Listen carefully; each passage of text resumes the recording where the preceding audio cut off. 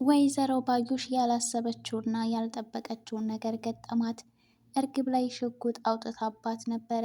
ነገር ግን ወይዘሮ ባዩሽ ባላሰበችው ቅጽበት እርግብ እንቅ አድርጋ ይዛ ሽጉጡን ነጥቃ እራሷ ላይ ደቀነችባት። እርግብ አሁን ላይ ወይዘሮ ባዩሽ እንዳሰበቻት አይደለችም።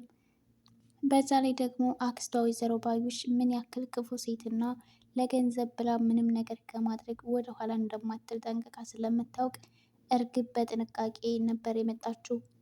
በዛ ላይ ደግሞ ተምቾም የአክስቷን ክፋት ስለሚያውቅ አይ ለብቻዋን ማለትዋት አይገባም፣ ስለዚህ ከኋላ ሆኜ ልከተላት ይገባል በማለት ተከትሏት ነበር። ከዛ ወይዘሮ ባዩሽ ሽጉጥ አውጥታ እርግብ ላይ ስደቅንባት እርግብ በሰዓቱ በጣም ደንግጣ ነበር። ሰላም ሰላም፣ ጤና ይስጥልኝ ውድና የተከበራችሁ ውድ የቻናል ቤተሰቦች እንኳን ደህና መጣችሁ። ለዚህ ቻናል አዲስ የሆናችሁ ላይክ፣ ሰብስክራይብ በማድረግ ቤተሰብ ሁኑ። ኖላዊ ድራማ ቀጣይ ክፍል ይዤላችሁ መጥቻለሁ። እስከ ቪዲዮ ፍጻሜ ድረስ አብራችሁን ቆዩ። እንግዲህ በትላንትናው ክፍል ላይ እንደተመለከትነው ወይዘሮ ባዩሽ እርግብን ልታገኛት እንደምትፈልግ ከነገረቻት በኋላ እርግብ ደግሞ ወይዘሮ ባዩሽን በደንብ ስለምታውቃት ወርቁን ለተምቹ አስረክባ ነበረ። በዛ ላይ ደግሞ ጓደኛዋ እንግዲህ እርግብ ወደ አሜሪካ መሄድ ፈልጋለሁ፣ ከሀገር መውጣት ፈልጋለሁ ስትላት የዚህን ሁሉ ገንዘብ ከየት ታመጫለች ስትላት ለሱ ችግር የለውም ብላ ነበር። እንግዲህ ጓደኛዋም ደግሞ እኔ እዚህ ለመብያ አጥቻለሁ እሷ አሜሪካ ትላለች በማለት ተንኮል እያሰበችባት ነበር። ወይም ደግሞ እርግብ ይሄን ሁሉ ገንዘብ ከየት ልታመጣው ትችላለች የሚለውን ነገር እያሰበች ነበር። ጓደኛዋ ወርቁን የማግኘት አጋጣሚውን አግኝተው ቢሆን ወርቁን ከመውሰድ ወደኋላ አትልም ነበር። እርግብም ግን ከምናስባት በላይ በጣም ጠንቃቃና አደገኛ ሴት ናት። እንደውም ወይዘሮ ባዩሽን ያንቺን ክፋት እኔ ልቅም አድርጌ ነው የያዝኩልሽ ስትላት ነበር። ወይዘሮ ባዩሽና እርግብ ከተገናኙ በኋላ ወይዘሮ ባዩሽ እንግዲህ እርግብን ወርቁን መልሽልኝ ስትላት ነበር። በነገራችን ላይ እዚህ ፓርት ላይ ወይዘሮ ሜላት እውነቱን ማወቋ ደስ የሚል አጋጣሚ ቢሆንም ነገር ግን ወይዘሮ ባዩሽን ለፍርድ ማቅረብ ነበረባት። አለዛም ደግሞ በራሷ መንገድ ልትበቀላት ይገባ ነበር። ነገር ግን ወይዘሮ ሜላት ይሄንን ነገር ልታደርግ አልፈቀደችም። እንግዲህ ጓደኝነት ከምንም በላይ ይበልጣል ማለትን አስባ ወይዘሮ ሜላት ወይዘሮ ባዩሽን ምንም ነገር ልታደርጋት አልፈለገችም። ወይዘሮ ባዩሽም እንግዲህ የወይዘሮ ሜላትን ዝምታ ተጠቅማ ወርቁን መልስልሻለሁ ትንሽ ጊዜ ብቻ ስጭኝ በማለት ወይዘሮ ሜላትን እየደለለቻት ነበር። ወይዘሮ ሜላትም እንግዲህ አምና ወይዘሮ ባዩሽን እንደማትከታተላት ቃል ገብታላታለች። ወይዘሮ ባዩሽ እርግብን ካገኘቻት በኋላ ወርቁን መልሰሽ እንድትሰጭኝ ይፈልጋለሁ ነበር ያለቻት። እርግብም ደግሞ ምንም አይነት ወርቅ እንደማትሰጣት ስትነግራት ሽጉጥ አውጥታ ደቅናባት ነበር። ከዛ ቀደም ሲል እንግዲህ ወርቁን ለተምቹ አስረክበው ስትመጣ የአክስቷን አደገኛነት ተምቹ በደንብ ስለሚያውቅ የሆነ ነገር ልታደርጋት ትችላለች በማለት ከኋላ እየተከተላት ነበር። ከዛ ሽጉጥ አውጥታ ስትደቅንባት እርግብም የዋዛ አይደለችም እና ለጊዜው ብትደነግጥም ነገር ግን እንቅ አድርጋ ይዛ ሽጉጡን ነጥቃታለች።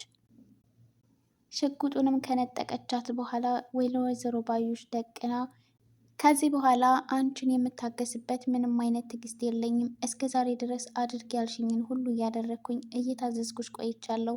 አሁን ግን እኔ ባልኩሽ ሀሳብ ግዴታ መስማማት አለብሽ አለቻት። ወይዘሮ ባዩሽን በጣም ደንግጣ እንዴት ነው የጠገብሽው በይ በማለት ምን እንደምትፈልግ እርግብን ትጠይቃታለች። እርግብም ደግሞ እኔ ወይዘሮ ሜላትን እንዳልመተኋትና እኔ እንዳልጎዳኋት ወይዘሮ ሜላት እንድታውቅ ፈልጋለሁኝ። አንቺ ባጠፋሽው ጥፋት እኔ መቀጣት የለብኝም፣ እየተሳቀቅኩ መኖር አልፈልግም ስትል ተናገረች። ወይዘሮ ባዩሽም ይህን ነገር ማድረግ እንደማትችልና ሜላት ሁሉንም ነገር እንዳወቀች ወይዘሮ ባዩሽ ያደረገችውን ነገር ሁሉ እንዳወቀች ለእርግብ ትነግራታለች። እርግብም ወይዘሮ ባዩሽን አላመነቻትም። ምክንያቱም ወይዘሮ ሜላት ይህን ሁሉ ነገር ብታውቅ በቀላሉ አትለቅሽም። ከዚህ በኋላ እኔ ልታታልልኝ አትሞክሪ በማለት እርግብ ትናገራለች። በዚህ አጋጣሚ ደግሞ ተምቹ እርግብን ይከታተላት ስለነበረ ሽጉጥ ደቅናባት ሲመለከት ወደነ ወይዘሮ ባዩሽ ተጠግቶ ነበር። በዚህ ሰዓት ወይዘሮ ባዩሽ አንተ ደግሞ እዚህ ምን ታደርጋለህ? ቆይ አንተ እየተከታተልከኝ ነው እንዴ? አለችው። ተምቾም ደግሞ እንደለመድሽው እሷንም ልትገሊያት ነው እንዴ በማለት ወይዘሮ ባዩሽን ተናገራት። ወይዘሮ ባዩሽን በጣም በመደንገጥ እንዴ ምን እያልክ ነው አንተ ትለዋለች። እርግብ ደግሞ ታውቃታለህ እንዴ የት ነው የምትተዋወቁት ብላ ጠየቀችው። እሱም ደግሞ እንደማያውቃት ተናገረ። ነገር ግን ወይዘሮ ባዩሽ ተምቾ ሁሉንም ነገር እንዳወቅና ስለ እሷ ብዙ ነገር እንደሚያውቅ ተረድታለች። ከዛ በኋላ ድንብላልም ከዚህ በኋላ አንቺ እኔን ልታታልልኝ አትሞክሪ፣ ያልኩሽን ነገር አድርጊ በማለት በቆመችበት ጥላት ትሄዳለች። ወይዘሮ ባዩሽ የተምቾ ንግግርና ሁሉንም ነገር እንዳወቀ ስታውቅ በጣም ፈርታለች። በዛ ላይ ደግሞ ከእርግብ ጋር ምን ያደርጋል እንዴት ተዋወቁ የሚለው ነገር በጣም ትልቅ ጥያቄ ሆኖባታል። ወይዘሮ ሜላት አሁንም ለባዩሽ ትልቅ ቦታ አላት።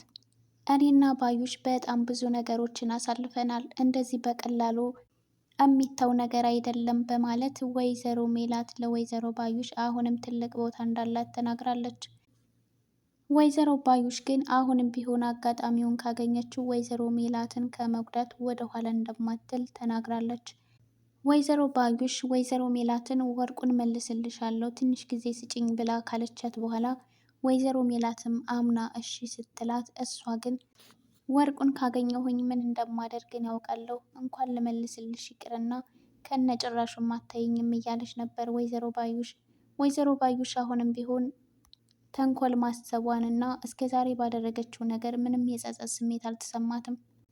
በፊትም ቢሆን ወይዘሮ ሜላት ይህን ነገር ካሰማች ምንም ነገር ከማድረግ ወደ ኋላ እንደማትልና እንደማትለቃት እያሰበች ነበር ወይዘሮ ባዩሽ። አሁን ላይ ግን ወይዘሮ ሜላት ሁሉንም ነገር ካወቀች በኋላ ወይዘሮ ሜላት ምንም ነገር አላደረገቻትም። ወይዘሮ ባዩሽ ይህንን ነገር አስባ ምናልባት ጓደኝነታችን በልጦባት ሊሆን ይችላል፣ ይህን ሁሉ ነገር አድርጊያት እንዴት ምንም አላደረገችኝም የሚለውን ነገር አስባ ምንም አይነት የጸጸት ስሜት እንኳን አልተሰማትም። ይህ ነገር ደግሞ ወይዘሮ ባዩሽ ምን ያክል ገንዘብ ወዳድ ሴት እንደሆነች ያሳያል። ወይዘሮ ሜላት ወይዘሮ ባዩሽን ለሕግ ለምን አሳልፋ ያልሰጠቻት መሰላችሁ?